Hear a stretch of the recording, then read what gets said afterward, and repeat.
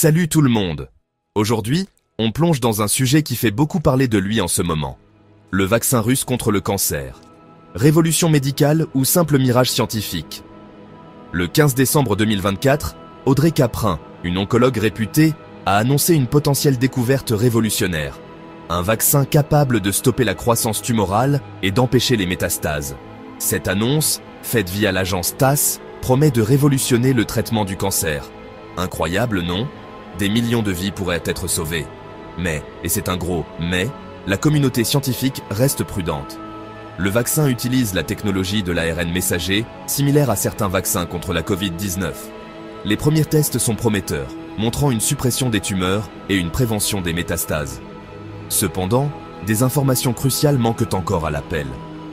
On ne connaît ni les mécanismes exacts, ni les antigènes ciblés, ni les types de cancers spécifiques concernés. Ces zones d'ombre suscitent naturellement le scepticisme des experts. Kingston Mills, immunologiste au Trinity College de Dublin, souligne que chaque type de cancer possède des caractéristiques uniques. Développer un vaccin universel est extrêmement complexe. Alors, même si l'annonce russe est enthousiasmante, elle est accueillie avec un mélange d'espoir et de doute. Le gouvernement russe, par la voix d'Alexander Ginsburg de l'Institut Gamaleya, soutient ce projet comme une priorité nationale de santé. L'objectif est d'utiliser les technologies modernes, comme l'ARN messager, pour lutter contre les maladies graves. Mais des essais cliniques à grande échelle sont encore nécessaires pour crier victoire. Il est également question d'une distribution gratuite dès 2025. Ça sonne bien, n'est-ce pas? Mais cela soulève des questions logistiques et éthiques. Comment la distribution sera-t-elle mise en place et qui sera prioritaire? Malgré l'enthousiasme, la prudence est de mise.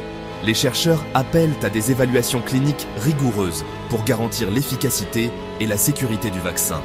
L'absence de publications détaillées et évaluées par les pairs constitue un obstacle majeur à son acceptation mondiale. Pour des millions de patients atteints de cancer et leurs familles, cette annonce est porteuse d'un immense espoir. Pourtant, étant donné la complexité du cancer, il faut rester critique et exiger de la transparence.